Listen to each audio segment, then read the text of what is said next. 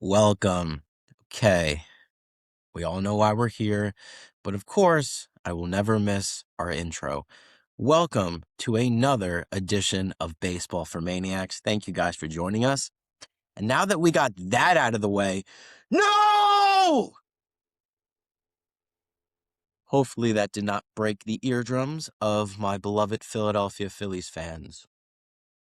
Bo Bichette has signed a 3-year, $126 million deal with the New York Mets. Wow. I mean, is life real right now? Like, genuinely. Am I here right now? What's that movie where it's like the thing is spinning to where like you're in the alter reality or not? Yeah, it feels like that John's spinning. So last night I did the Kyle Tucker reaction. Cool. And I said this spells disaster for the Philadelphia Phillies, under the notion that he was going back to Toronto. No, he didn't go back to Toronto. He went to our biggest rival, the New York Mets. Ladies and gentlemen, we have bamboozled. We have been led astray. Stephen A. Smith quote. Bo Bichette has completely played the entire Philadelphia Phillies organization. He had no intentions of signing with us. He used us for leverage to get a bigger contract. And all week, my buddy Jack Fritz said it as well. It almost seems too good to be true, right? It was all the mainstay media said, Bo's going to the Phillies. Ken Rosenthal last night. Bo Bichette's going to the Phillies. Where the heck did the New York Mets come out of? And a 3-year deal, I get it, it's high AAV, 3/126, but I mean, he's 27 years old, going into his 28th season. What was the Phillies offer? To where, like, I'm pissed at Dombrowski Middleton, but it's like, if the report comes out that we offered him 8-9 years in the range of 240, that's not us. That's Bo Bichette never having any real intention of coming to our beloved Philadelphia Phillies. So I'm just like at a shock because this was complete worst case scenario.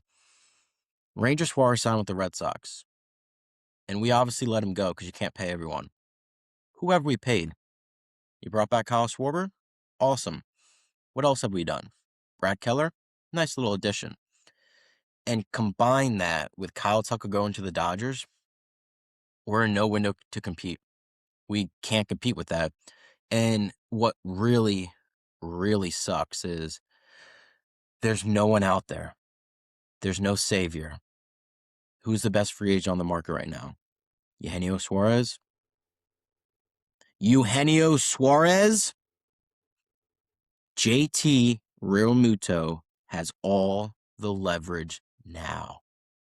He's going to get the contract he wanted. I've stated on this podcast that JT has overplayed his hand.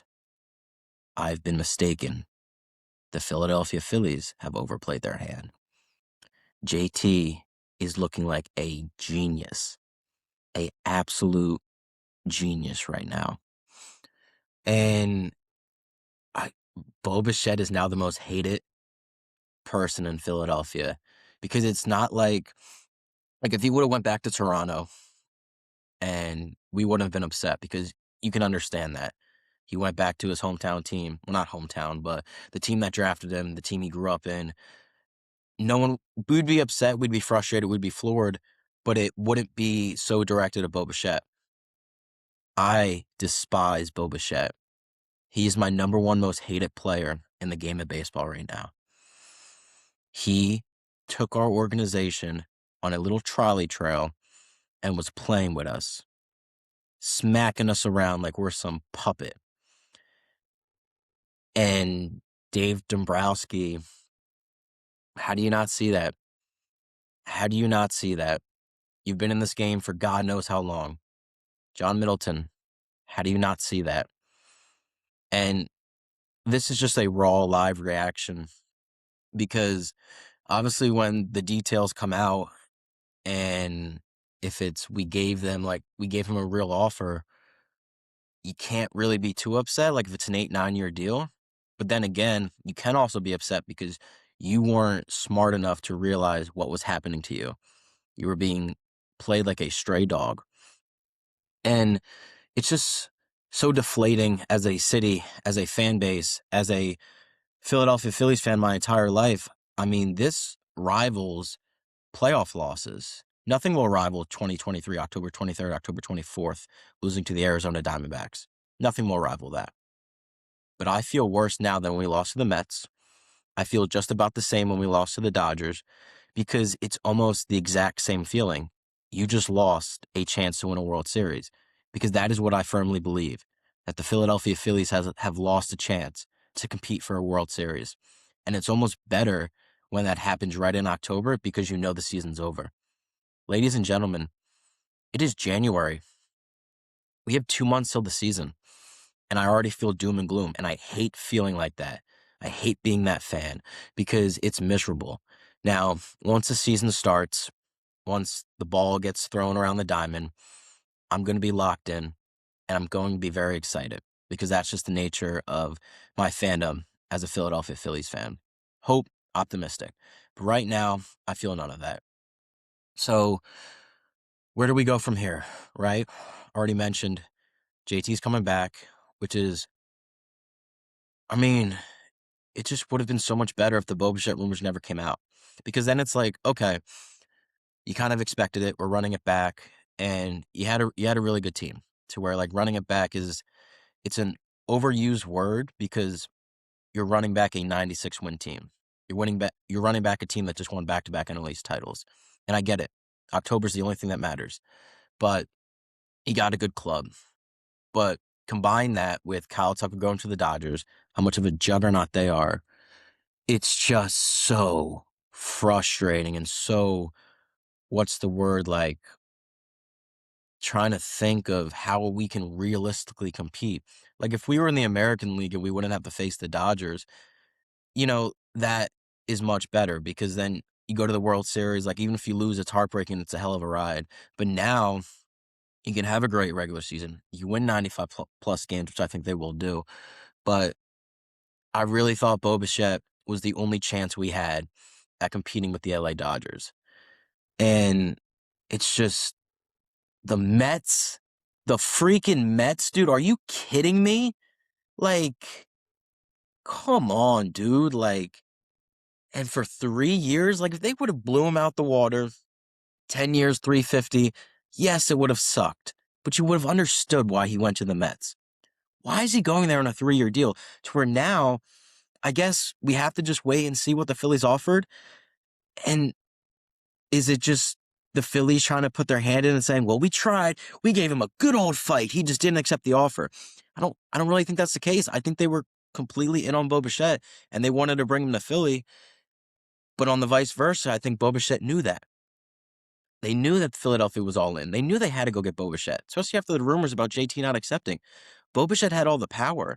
And again, if he would have went back to Toronto for like 9 years, if he would have went to the Mets for 9-10 years, you would feel less pain. But he went to the Mets on a 3-year deal. So, yeah, where do we? I just said where do we go from here? I guess we re-sign JT, and Dave Dombrowski, great guy. Appreciate all you've done for the organization.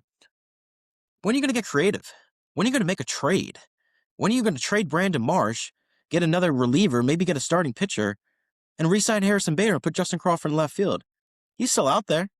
Why don't you go do that? You had $26 million, $30 million AAV for Bo Bichette. What's Bader going to cost? 10, 12 million? JT 15? 10 plus 12, 12 plus about 27. Yeah, you got the money. Well, you most certainly have the money, Dave Dombrowski and John Middleton. You most certainly have the money. So go do it. Go improve your ball club after you just got led astray by a free agent and you had no idea that was happening to you. Bo Bichette slapped you around like a play doll. Go fix your mistake. Because if you don't, this entire city is going to go in shambles. Those sellouts, say goodbye, John Middleton. Say goodbye to CBP being packed 45,000 on a Tuesday night. say goodbye. And that sucks. That absolutely sucks. So we're going to have to wait and see of what happens after this. We're going to see the corresponding moves, because if it were a case of like Bo signed yesterday before Tucker, then Phillies would have a chance to go get Tucker, you know? But there's no other guy on the free agent market that comes even close to a Bo Bichette. So I'm not a president of baseball operations. Wish I was. Going for Scooble. Beat great hitting with great pitching. Go trade Painter. Go trade Miller. If you really want to compete, go get Tarek Skubal and extend him. Use that money you were going to sign for Yamamoto and extend him.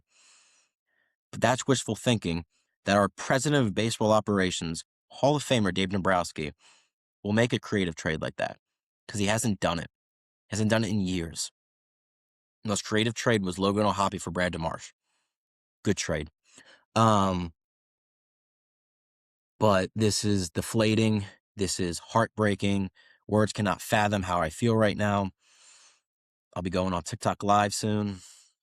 Join me.